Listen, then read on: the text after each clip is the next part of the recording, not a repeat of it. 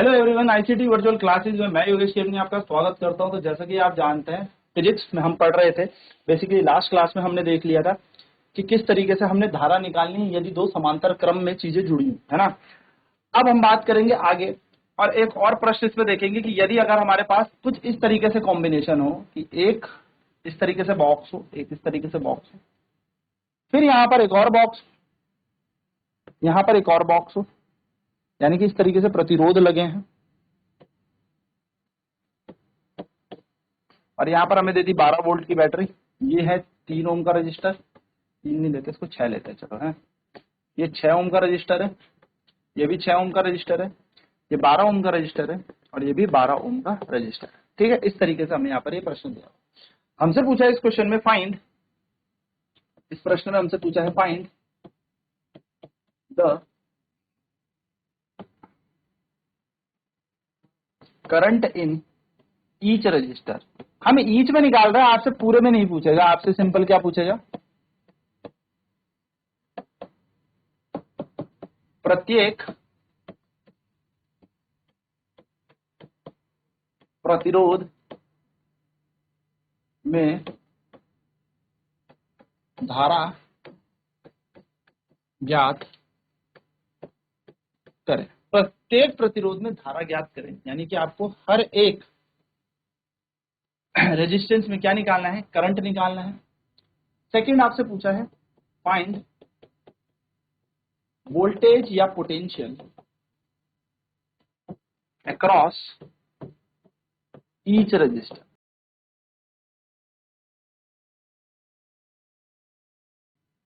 प्रत्येक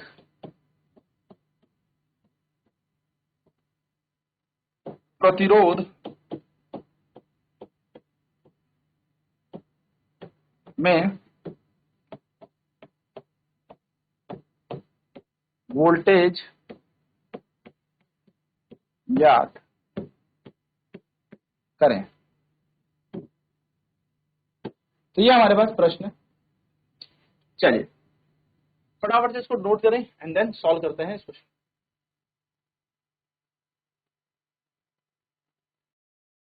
तो हमें हर एक रजिस्टर से धारा पूछी है, तो इसको मान लेते हैं रेजिस्टेंस R1, इसको मानते हैं R2, इसको मान लेते हैं R3, इसको मान लेते हैं R। इस तरीके से हमें प्रतिरोध दे रखे हैं सारे।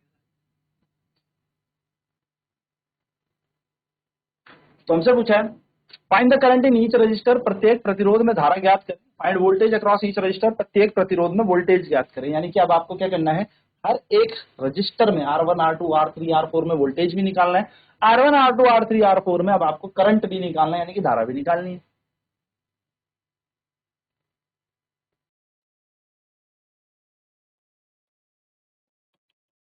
देखिए सॉल्यूशन करते हैं। तो क्वेश्चन क्या कह रहा है, क्वेश्चन कह रहा है सबसे पहले हम टोटल रेजिस्टेंस निकालेंगे सर्किट का। क्या निकलेंगे, टोटल रेजिस्टेंस ऑफ सर्किट, ये हम पहले कैलकुलेट करेंगे। यानी कि परिपथ की हम कुल धारा को क्या करेंगे, मान निकालेंगे इसका। तो परिपथ की कुल धारा का हम क्या करेंगे,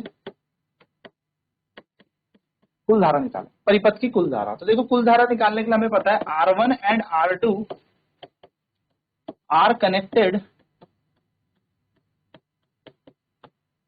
इन parallel, let R dash be their equivalent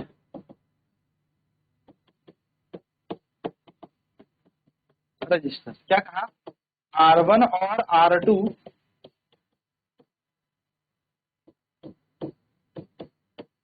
समांतर क्रम में जुड़े हैं, माना R डैश इनका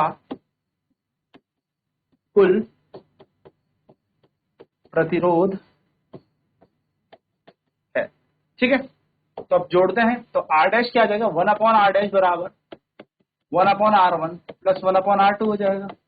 तो 1/r डैश, अब 1/r1 यानी कि 1/6 प्लस 1/6 बन जाएगा ना। डायग्राम देखो ध्यान से, ये दोनों के दोनों कैसे लगे आपस में, पैरेलल लगे, तो 1/6 प्लस 1/6 हमारा ये बन जाएगा।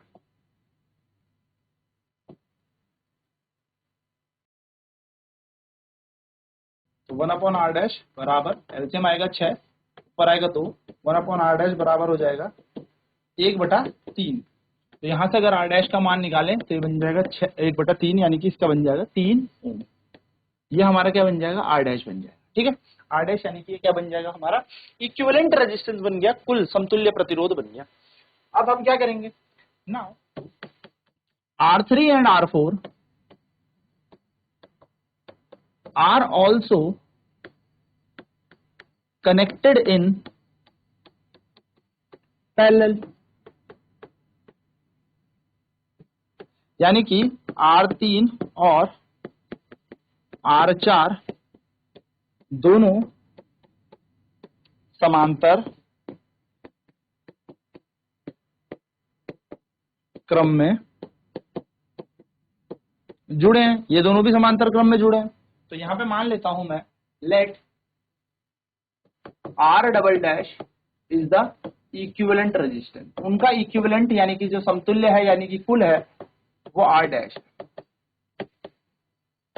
यानी कि हमने R डैश को क्या मान लिया, इनका कुल प्रतिरोध मान लिया।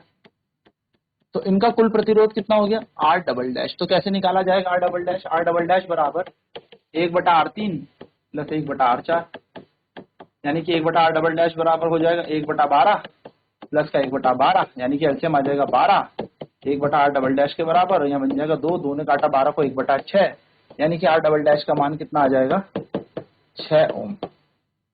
ये हमने क्या निकाल लिया, इन दोनों से समतुल्य अभी निकाल लिया। अब पूरे परिपथ का समतुल्य निकालते हैं। चलिए पहले फटाफट यहां तक नोट कर लें।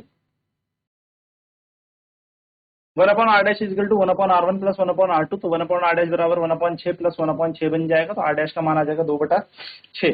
तो 2/6 को सॉल्व किया तो 1/3 आ गया, यानी कि r डैश का मान आ गया 3 ओम। तो अब हमने माना R3 और R4 भी कैसे लगे, समांतर क्रम में लगे, तो इनका भी हमें क्या निकालना है, समतुल्य प्रतिरोध निकालना होगा। तो इनका भी समतुल्य प्रतिरोध हमने R डबल डैश मान लिया। तो यहां से अगर हम R डबल डैश निकाले तो इक्विवेलेंट रेजिस्टेंस है कुल प्रतिरोध, तो R डबल डैश बराबर 1/r डबल डैश बराबर 1/r3 प्लस 1/r4 बन जाएगा।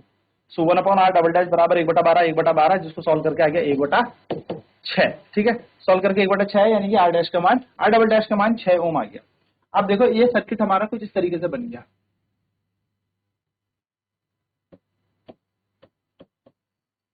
ये आ गया हमारा 3 ओम, आ गया 6 ओम, और यह है 12 वोल्ट की बैटरी। तो अगर मैं बोलूं यह है R डैश, यह R डबल डैश, तो हम कहेंगे टोटल रेजिस्टेंस अगर मैं सर्किट का निकालूं,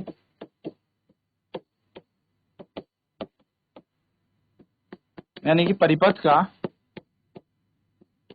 कुल प्रतिरोध अगर हम यहां से कैलकुलेट करें, यानी कि निकालें, मान लेते हैं वो है R, तो ये दोनों के दोनों श्रेणी क्रम में लगे हैं, तो हम डायरेक्ट निकाल लेते हैं। R बराबर क्या आ जाएगा, R dash plus R double dash, क्योंकि दोनों सीरीज में लगे हैं। तो 3 प्लस 6 ये होता है हमारे पास 9 ओम, ये हमारा क्या आ गया, कुल प्रतिरोध आ गया। अब V बराबर होता है IR, क्योंकि हमें क्या करना है, सर्किट का टोटल करंट निकालते हैं। तो करंट इन सर्किट, यानी कि परिपथ में धारा निकालते हैं। परिपथ में धारा, परिपथ में धारा कैसे होती है, V बराबर IR। तो V कितना है 12 वोल्ट, I हमें निकालना है, और R का मान कितना दे रखा है 9, तो I का मान आएगा 12/9, 3 तिया 9, 3 चकु 12, यानी कि I का मान आ गया 4/3। बस इतना ही छोड़ देना, ठीक है, यानी कि 1.33 इसका आंसर आ जाएगा। इतना एम्पियर हमारा फ्लो करने लग गया। ये सर्किट आया, सर्किट में करंट। अब ये जो करंट है, यही जो करंट है, यही इस 3 ओम के पास जा रहा होगा, और यही करंट इस 6 ओम के पास जा रहा होगा। 3 ओम के पास भी और 6 ओम के पास भी कितनी धारा जा रही होगी, 4/3, ऐसे ना, बैटरी से जुड़े हैं 12 वोल्ट की। तो मान लिया इसके पास का वोल्टेज है V1 और इसके पास का वोल्टेज है V2, ठीक है, इसके पास का वोल्टेज V1, इसके पास का वोल्टेज V2। याद रखिएगा धारा समान होती है श्रेणी क्रम में, परंतु वोल्टेज बदल जाते हैं। तो V1 का मान कैसा आएगा, R1, सॉरी R डैश है ना, R डैश, ये R डैश था, ये R डबल डैश था।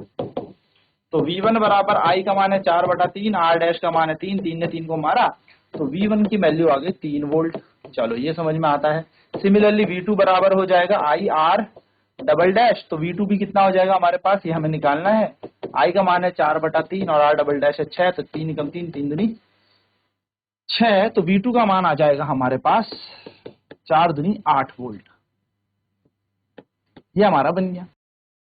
अब आप समझ पा रहे हैं, इसके पास का वोल्टेज है 8 वोल्ट और इसके पास का वोल्टेज भी 8 वोल्ट। अब ये 8 वोल्ट दोनों 6 और 6 पे बराबर इक्वल जाएगा। क्यों? क्योंकि ये कैसे लगे हैं, ये कैसे लगे हैं, ये लगे हैं पैरेलल। अब देखिए बड़ी इंपॉर्टेंट बात, यानी कि अब वापस हम उस सर्किट को ड्रॉ करेंगे। यही तो कॉन्सेप्ट समझने के लिए मैं आपको एक एक चीज बेसिक से बता रहा हूं, क्योंकि सर्किट तो ये था।